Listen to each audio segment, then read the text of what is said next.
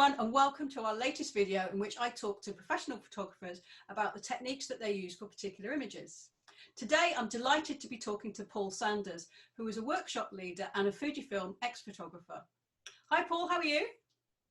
Hi Angie, really good, thank you. Thanks very much for having me. It's a real pleasure. I'm quite excited actually. Oh, well, that's nice to know. Thank you.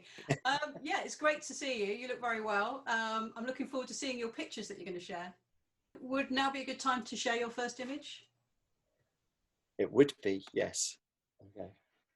The technical side of long exposure is something that a lot of people get a bit scared about. And I've done a lot on workshops with people who, when I say to them, what exposure are you using? I'm just guessing, because there's an element of maths within long exposure. But the simple rule of thumb I always use is that I set up the camera without any filters, maybe a graduated filter to control the contrast between the land and the sky, or the sea and the sky.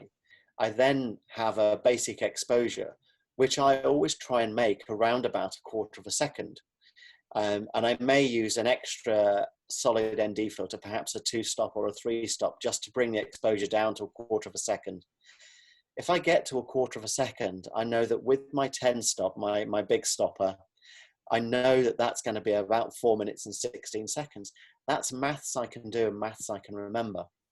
And I don't need to kind of count on my fingers and toes how much it is, because I can also work out the exposure either side of that. So an 1/8 of a second is 2 minutes, a quarter of a second is a minute, half a second is 8 minutes.